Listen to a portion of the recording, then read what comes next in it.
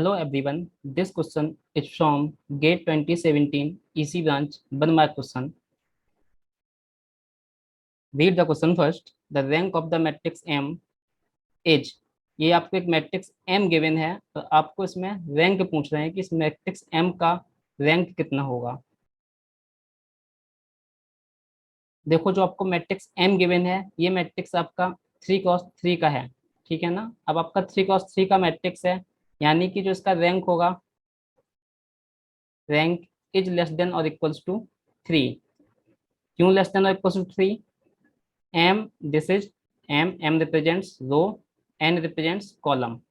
तो जो रैंक होता है आपका minimum of M comma N, क्या होती है रैंक आपकी? Minimum of M comma N. तो एम और एन आपके क्या है? 3 3 है, तो रैंक कितना हो जाएगा? रैंक इज लेस देन और equals to 3।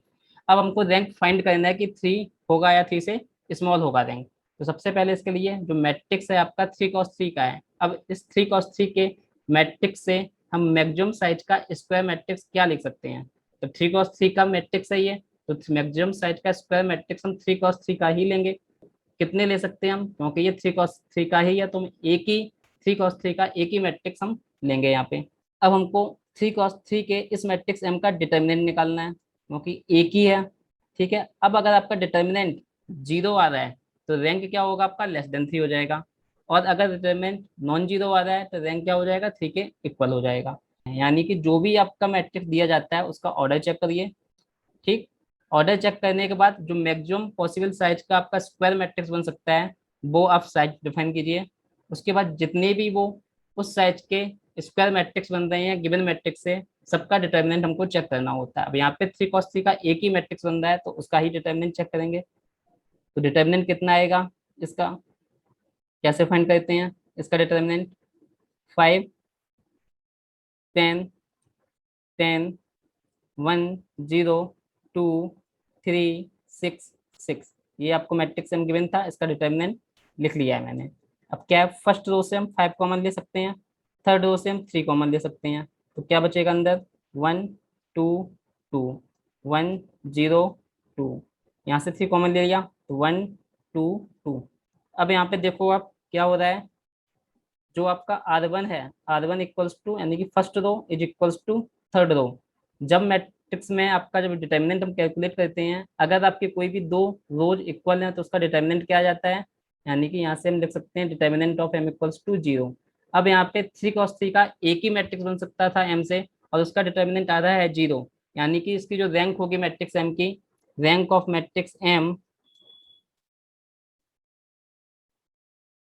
Is less than 3 हो जाएगी। अब लेस देन 3 का मतलब क्या हो सकता है? Rank of M is less than और इक्वल्स टू 2।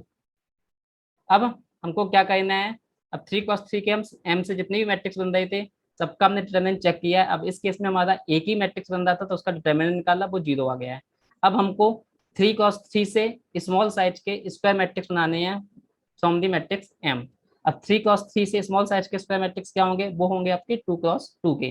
तो हमको इस मैट्रिक्स एम से 2 क्रॉस 2 के स्क्वायर मैट्रिक्स बनाने हैं। तो यहाँ पे कई सारे स्क्वायर मैट्रिक्स बनेंगे, जैसे कि एक 5 10 1 0 हो सकता है, 10 10 0 2 हो सकता है, 5 1 10 2 हो सकता है, ऐसे ही और भी बहुत सारे बना सकते हैं। अब हम क्या करेंगे, अब जितने भी मैट्रिक्स एम से आप 2 क्रॉस 2 के स्क्वायर मैट्रिक्स बना रहे हो, सबका क्या चेक करना होगा? सबका डिटर्मिनेंट चेक करना होगा। अब अगर सारे के सारे जितने भी 2 क्रॉस 2 के स्क्वायर मैट्रिक्स बन रहे हैं मैट्रिक्स एम से, अगर सबका डिटर्मिनेंट 0 आ रहा है, तो रैंक क्या होगा? लेस देन 2 होगा। अगर किसी भी एक 2 क्रॉस 2 के स्क्वायर मैट्रिक्स का डिटर्मिनेंट 0 नहीं आ रहा है, तो रैंक क्या हो जाएगा? 2 के इक्वल्स हो जाएगा। तो हम चलिए ले लेते हैं पहला स्क्वायर मैट्रिक्स, हम ले रहे हैं 2 क्रॉस 2 का, ये वाला ले रहे हैं, 5 10 1 एंड 0। 5 10 1 एंड 0, हमने ये 2 क्रॉस 2 का एक स्क्वायर मैट्रिक्स ले लिया है फ्रॉम मैट्रिक्स एम। कितने का है ये? 2 क्रॉस 2 की स्क्वायर मैट्रिक्स का है। तो यहाँ से क्या आ जाएगा आपका? ये डिटर्मिनेंट इसका कितना आएगा? 5 × 0 माइनस के 10 × 1। तो ये कितना आ गया डिटर्मिनेंट इसका आपका? -10, which is not equals to 0। अब आपने देख लिया है कि कोई भी अगर एक 2 क्रॉस 2 का स्क्वायर मैट्रिक्स नॉन जीरो आ रहा है, तो हम यहाँ से क्या बोल सकते हैं? Rank of the matrix M is equals to 2।